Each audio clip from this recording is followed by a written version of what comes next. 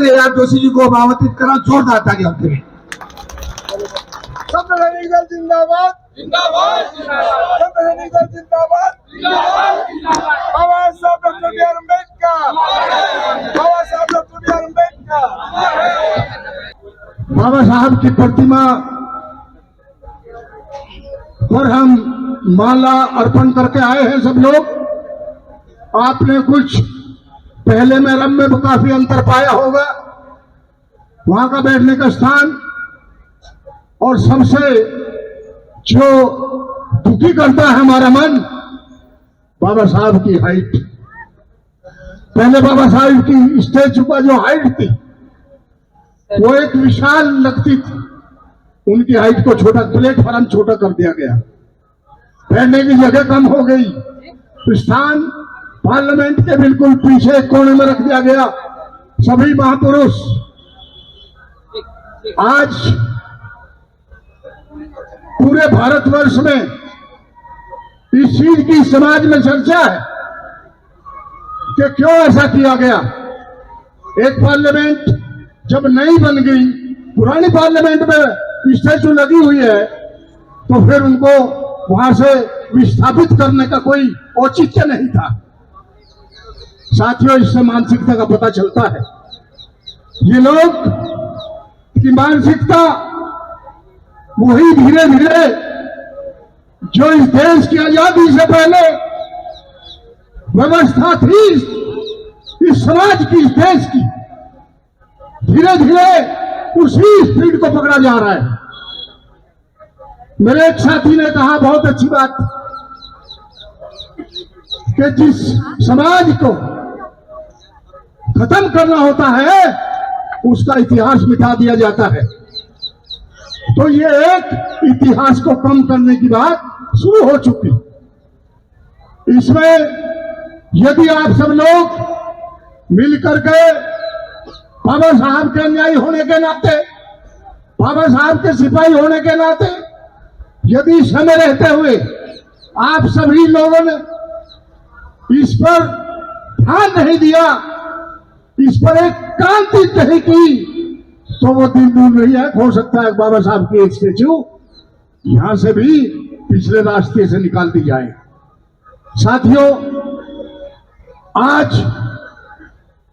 आज अगर हमें इस स्थिति में देश है, हम ही नहीं, हम सब लोग, ये पूरा देश इस संविधान से संचालित होता है।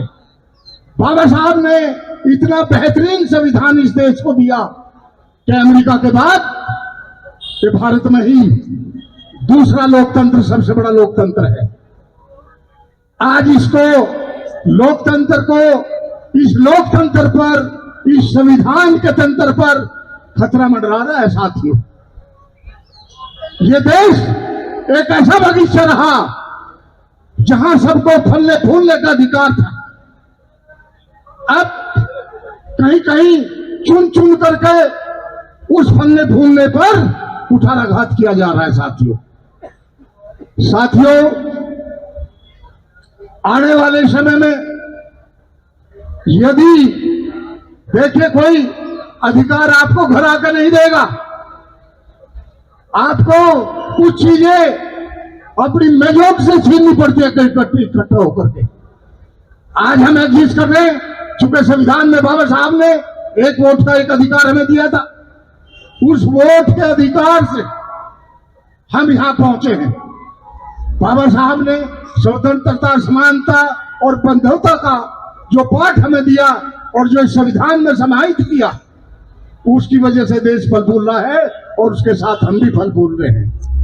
लेकिन कुछ विषमतावादी ताकतें, कुछ मनवादी ताकतें, कुछ ऐसी ताकतें जो ये नहीं चाहती कि सब लोग इस देश में फले फूले, ये बहुजन समाज प्रगति करे, इनके बच्चे आगे हैं, ये लोग भी व्यापारी बने, ये लोग भी अफसर बने, ये लोग भी सेना में जाएं और ये लोग भी कहीं हर तरह से खड़े हों। साथियों, केवल कहने के लिए रह गया है, अब पूरा का पूरा सिस्टम, पूरा देश और पूरा यहाँ का तंत्र केवल इसी उसमें लगा है कि इनको किसी तरह से छोटा किया जाए। ये बहुत बढ़ गए हैं, बड़ा सोच का विषय है। अगर किसी देश की प्रगति की, डेवलपमेंट की हम बात करते हैं, किसी देश को कहते हैं कि विकसित देश है, जब तक उस देश में पूरा का पूरा पॉपुलेशन, जब तक उस देश में उस देश के निवासी, उसका मजदूर, उसका किसान और उसका बहु और सरहरा वर्ग अगर मजबूत नहीं होगा तो उसको विकसित कैसे कह सकते हैं हम। साथियों, जिस तरह से समता सैनिक दल ने विगत 45 सालों से जहां जहां कुठाराघात हुआ, जहां जहां एट्रोसिटीज हुई, समता सैनिक दल ने अपनी प्रेजेंट दर्ज कराई और उसके खिलाफ, एट्रोसिटी के खिलाफ आप जंग मैदान में लड़ रहे, आपका नाम हुआ। आज फिर वही करना हो।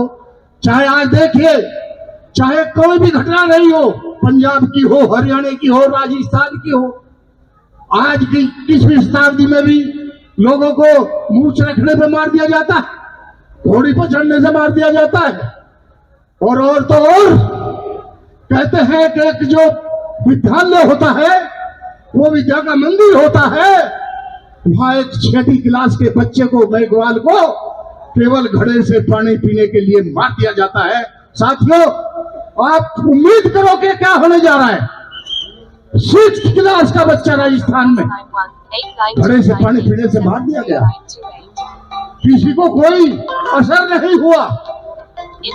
तो ये सब जब ऐसी घटनाएं होती है, बच्चों के रेप हो जाते हैं, उनको मार दिया जाता है, कहीं कोई सुनवाई तक नहीं होती। क्योंकि इसलिए ये होता है कि ये बहुजन समाज वो पहले वाला समाज भी नहीं रहा, ये भी बिल्कुल जो है उस स्टेज पर आ गए कि उनमें केवल बाबा साहब का नाम तो ले रहे सब, लेकिन अलग अलग सब शिक्षित हो गए, मजबूत हो गए, खान पान ठीक हो गया, सब बढ़िया काम हो गया। लेकिन ये उस तरह से कर रहे हैं जिस तरह से इस देश में जब कभी मुगल आए थे और यहाँ के जो महाराजा थे, एक एक राजा को साफ करते गए, दूसरा कहता था मेरा क्या मतलब है। आप लोग भी बाबा साहब के नाम से लाखों करोड़ों संगठन बना के अलग अलग मरोगे। अगर बाबा साहब के सम्मान में भी, बाबा साहब के लिए भी आप एक संगठित होकर के, इकट्ठे होकर के लड़ाई नहीं लड़ोगे तो मैं कहता हूं कि आपकी कोई सुनने वाला नहीं है। आज इस देश में सामाजिक प्रेशर ग्रुप खत्म हो चुका। वो दिन गए जब डॉक्टर बीपी मौर्य ने बाबा साहब की स्टैचू कई साल संघर्ष करने के बाद संसद में उनको स्थापित कराया था। आज हमारे एक सरहदी साथी कह रहे थे, बहुत अच्छी बात, जब तक ये क्रांति गांव गांव, गली गली, देहात देहात बाबा साहब की नहीं पहुंचेगी, साहब की सुनेगा कोई नहीं। और साथियों, मैं ये कहता हूं जितने आप लोग बैठे, ये भी यदि आज संकल्पित हो, संकल्प ले प्रॉपर कि आज के बाद हम बाबा साहब की स्टैचू के लिए संघर्षरत रहेंगे, कार्यरत रहेंगे, लोगों को जन जागरण करेंगे, उनको उनकी प्रेरणा से, बाबा साहब की प्रेरणा से सारे लेकर के, और हम उनकी मूर्ति लगवाने का कार्य करेंगे। साथियों, बहुत ज्यादा न कहते हुए, हमारा आज का मकसद केवल एंड केवल बाबा साहब की मूर्ति लगाने का रहा। और ये संघर्ष जब तक जारी रहेगा, जब तक बाबा साहब की जो प्रतिमा है वो अपने स्थान पर जहां वो थी वहां नहीं लग जाती। मैं गुजारिश करूंगा आप सभी श्रद्धेय साथियों से जो हमारे बीच में 9 अगस्त में आए, पूरे लोग, पूरे संगठन, अरे बाबा साहब का मामला है, किसी व्यक्ति विशेष का नहीं है। आप कोई अगर किसी से कोई बात है उसको छोड़ दीजिए। अगर बाबा साहब के आप सिपाही हैं, बाबा साहब को आप अनुयायी हैं, बाबा साहब को आप मानते हैं, तो आज से आपको कोई भी बुलाए और बाबा साहब की शान में, उनके सम्मान में आपको सबको इकट्ठा होना है साथियों। इन्हीं शब्दों के साथ मैं बहुत ज्यादा न कहते हुए आप सभी श्रद्धेय साथियों से बड़ी विनम्र आग्रह करता हूं कि आप बाबा साहब की प्रतिमा के लिए कटिबद्ध हो जाए, एक स्थान पर आ जाए। एक बहुत बड़ा आपको संघर्ष करना पड़ेगा और संघर्ष हमेशा व्यक्तियों से होता है साथियों। जब समाज इकट्ठा होगा, मैं मानता हूं कि कोई ऐसी ताकत नहीं कि आपकी बात नहीं सुनी जाएगी, लेकिन शायद हम अभी वो संगठन दिखा पाने में नाकाम है और ये चीज जो है आपको साबित करने का हम संगठित है।